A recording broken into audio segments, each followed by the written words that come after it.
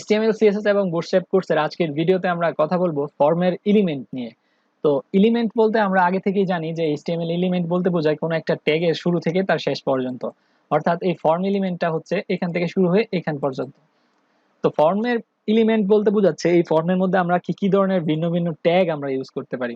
প্রথমত আমরা ফর্মের মধ্যে যেই ট্যাগটা সবচেয়ে বেশি ইউজ করি সেটা হচ্ছে আমাদের ইনপুট ট্যাগ।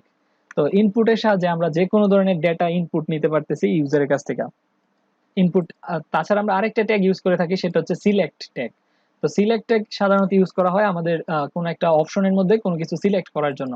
তো আমরা যদি তার একটা উদাহরণ দেখি তাহলে আমরা এই মেল আর ফিমেলটা আমরা এখান থেকে কেটে দেব এবং এখান থেকে জেন্ডারের যে লেভেলটা আছে সেটাও আমরা, আচ্ছা জেন্ডারের লেভেলটা থাক, এখানে আমরা সিলেক্ট ট্যাগ ইউজ করব। অর্থাৎ সিলেক্টের সাহায্যে আমরা কিভাবে ইউজারের কাছ থেকে নিতে পারি ডেটা সেটা আমরা দেখব। আমরা একটা নাম দিলাম যে সিলেক্ট, আইডি আমাদের এখন দেওয়া দরকার নেই। আমরা এই সিলেক্টের ভিতরে কিছু অপশন রাখতে পারি, সেজন্য আমরা অপশন এই ট্যাগটা ইউজ করব এবং আমরা ভ্যালু বলে দিব যে ফিমেল এবং এখানে আমরা লিখব ফিমেল। সেম ভাবে আমরা অপশন আরেকটা লিখব, এন্টার প্রেস করলে আমাদের জন্য ইমেজ ক্রিয়েট করে দেবে। আমরা এখানে লিখব মেল এবং এখানে লিখব মেল।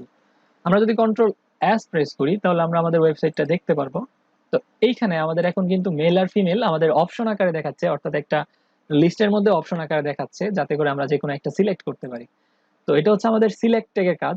এখন আমাদের যদি এই টেক্সট ইনপুট এরিয়া আমরা ইউজ করতে না চাই, অর্থাৎ যদি আমরা অনেক বড় একটা ইনপুট নিতে চাই সেই ক্ষেত্রে আমরা কি করব। তো এটা দেখার জন্য আমরা এখন টেক্সট এরিয়া এই ট্যাগটার ইউজ করব যাতে করে আমরা ইউজারের কাছ থেকে অনেক বড় একটা ইনপুট নিতে পারি বা একটা রচনা টাইপের জিনিসপত্র আমরা ইনপুট নিতে পারি। তো এই কাজটা আমরা করব জেন্ডারের আগে, এইখানে করব।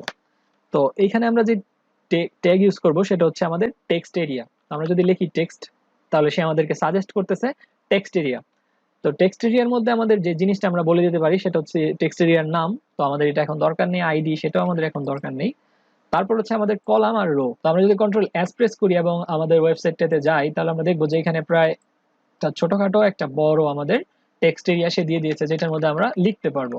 তো এখানে সে 30টা রো এর সমান জায়গা দিয়েছে। তো আমরা এখানে দেখতে পাচ্ছি যে রোজ সমান সমান 10, অর্থাৎ 10টা রো এর মতো জায়গা এখানে ছিল। আর কলাম সমান সমান সে আমাদেরকে দিয়েছে হচ্ছে 30টা কলামের জায়গা। তো চাইলে আমরা এটা ছোট বড় করতে পারি, না রো আর কলম এখানে চেঞ্জ করে আমরা এটার ভ্যালু চেঞ্জ করতে পারি। তাছাড়া আমরা এখানে প্লেস হোল্ডার বলে দিতে পারি। প্লেস হোল্ডার হচ্ছে এমন একটা ট্যাগ যেটার সাহায্যে আমরা বলতে পারি যে ইনসার্ট ইওর ডিটেইলস। তো এটা যদি কন্ট্রোল এস প্রেস করি তাহলে আমরা দেখতে পারবো যে আমাদেরকে একটা হিন্ট দিচ্ছে সে যে আমাদের এখানে কি ইনসার্ট করতে হবে। এটা কিন্তু কোনো ভ্যালু না, অর্থাৎ আমি যদি লিখি তাহলে ওটা চলে যাবে, এটা কোনো ভ্যালু না। তো ইনসার্ট ইউর ডিটেইলস এই লেখাটা ইউজারকে সাধারণত গাইড করবে যে কোনো কিছু লেখার জন্য। তারপর আমাদের বাটন রয়েছে এলিমেন্ট হিসাবে। ফর্মের মধ্যে আমরা বাটন ইউজ করতে পারি, আর বাটনের অন ক্লিক আমরা ইউজ করতে পারি। যখন বাটন ক্লিক করা হবে তখন আমরা জাভাস্ক্রিপ্টের কোনো একটা ফাংশন আমরা সেখানে কাজ করাতে পারি বা কল করতে পারি। এখন আমরা যে জিনিসটা দেখবো সেটা হচ্ছে আমাদের এই অপশনের মতোই আমরা কিছু সাজেশন দেখার চেষ্টা করব। সেই ক্ষেত্রে আমরা ডেটা লিস্ট ইউজ করা দেখবো, অর্থাৎ ডেটা লিস্ট আমরা কিভাবে ইউজ করি। তো ইনপুট আমরা এটা ইউজ করব, তারপর আমরা হচ্ছে টেক্সট, এখানে আমরা লিখবো লিস্ট। তো লিস্টের জায়গায় আমরা নাম লিখবো, একটা লিস্টের নাম দিতে হবে মাই লিস্ট। তো এখানে আমরা একটা লিস্ট ডিক্লেয়ার করব, সেই জন্য আমরা লিখবো ডেটা লিস্ট। তো ডেটা এর লেখার সাথে সাথে সে আমাদেরকে সাজেস্ট করতেছে। তো এই ডেটা লিস্টের একটা আইডি দিব আমরা, আইডি মাই লিস্ট। এতে করে কি হবে, আমার এই ইনপুটটা, অর্থাৎ আমাদের যে ইনপুটটা ছিল সে আমাদের এই ডেটা লিস্ট থেকে ডেটাগুলা বা অপশনগুলা শো করবে ইউজারের কাছে, যাতে করে ইউজার সহজেই সিলেক্ট করতে পারে। যেমন আমরা যদি এখন চাই এখানে একটা অপশন দিতে যে আমাদের অপশনটা হবে ঢাকা, এখানে ভ্যালুটাও দিব ঢাকা। তারপর আমরা যদি নিচে আসি এবং এখান থেকে আমরা চিটাগং দেই, কন্ট্রোল সি কন্ট্রোল ভি, এখানে লিখবো চিটাগং। তারপর এখানে ভ্যালুটাও চেঞ্জ করে চিটাগং দিব। সেম ভাবে আমরা যদি এখানে আরেকটা যুক্ত করতে চাই, control C control V, Mymensingh, এখানে আমরা লিখলাম Mymensingh. Control S press করার সাথে সাথে আমরা আমাদের ওয়েবসাইটটা একটু দেখতে পারবো। তো আমাদের ওয়েবসাইটে বর্তমানে এই ইউজার নেম ছিল, পাসওয়ার্ড ছিল। তো আমরা যে ইনপুটটা এখানে ডিক্লেয়ার করেছি সেটা হচ্ছে এটা।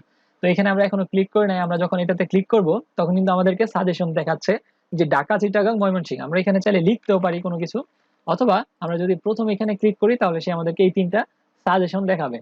তো আমরা যদি চাই যেন ইউজারের সহজ হয়, অর্থাৎ ইউজার যাতে কোনো একটা সাজেশন পেতে পারে, সেই ক্ষেত্রে আমরা এইভাবে একটা সাজেশন আকারে ডেটা লিস্ট আকারে শো করতে পারি। তো এই ডেটা লিস্টের অবশ্যই একটা আইডি থাকবে এবং সেই আইডিটা আমরা এখানে বলে দিব আমাদের ইনপুটের মধ্যে, যে লিস্ট কোন লিস্ট নিবা, তুমি এই লিস্টটা নিবা যার আইডি হচ্ছে মাই লিস্ট। তো আমরা যদি এখানে একটু ভুল করে দিই, আইডির মধ্যে একটু চেঞ্জ করে দিই, তাহলে কিন্তু সে আমাদের এই লিস্টটা নিতে পারবে না। কন্ট্রোল এস প্রেস করলে আমরা দেখবো যে আমাদের এখন আর লিস্ট শো করতেছে না। তো এইভাবে আমরা চাইলে একটা ডেটা লিস্ট তার সাথে শো করতে পারি। Thank you.